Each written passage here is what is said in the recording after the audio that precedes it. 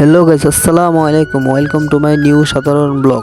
And আজকের ভিডিওটা start হতে যাচ্ছে গ্রামের প্রাকৃতিক পরিবেশ নিয়ে। যেমন কি শহরের মধ্যে এরকম প্রাকৃতিক পরিবেশ পাওয়া অসম্ভব, এরকম সুন্দর জায়গা বা ক্ষেত খামার পাওয়া অসম্ভব। এন্ড গাইস, আজকে আমি দেখাতে যাচ্ছি যে আমার নানুদের কৃষি করা জায়গাগুলো এবং কি কি কৃষি করেছে সব এই ভিডিওতে পাইবে আর কি। একদিকে সবুজ ধান ক্ষেত, অন্যদিকে সবুজ কচু ক্ষেত। দুনো ক্ষেতের মাঝখান দিয়ে হাঁটতে হাঁটতে আমি চলে আসলাম একটা আজীব ধরনের মেশিনের কাছে। মেশিনটার কাছে আসার পরে অনেকক্ষণ গবেষণা করেছি, তারপরে জানা গেল যে এই মেশিনটা আসলে ট্র্যাক্টর।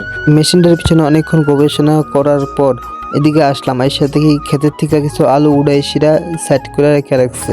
গাইস, এদিকে গ্রামের অন্যরকম একটা সৌন্দর্য যেটাকে না দেখালে নাই হয়। এটাকে বইয়ের ভাষায় বলা হয় নদী নালা, কিংবা গ্রামের ভাষায় বলা হয় গাং বা খাল। নদীটাকে এড়িয়ে চলে আসলাম আলু তোলার দৃশ্যটি দেখার জন্য। আলু তোলার দৃশ্যটি অনেক সুন্দর লাগছে, তবে আলু তোলার দৃশ্যটিকে এড়িয়ে চলে যাচ্ছি যে আলু কিভাবে উঠায়। এন্ড গাইস, এদিকে একটু লক্ষ্য করুন, দেখুন কিভাবে লাঙল দিয়ে আলুটিকে আলুর জন্য কেল করা হচ্ছে এবং কি আলু নিজে মাটি থেকে উঠে চলে আসছে আর কি।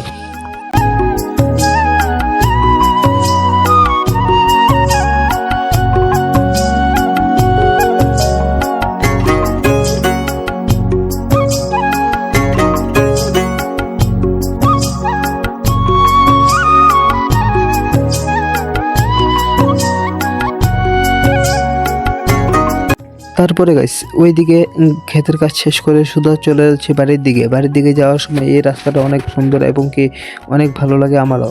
একটু রাস্তাটা ভালো করে তোমরা দেখাও এবং পুরো ভিডিওতে আমি এই রাস্তাটা সুন্দর করে দেখাচ্ছি।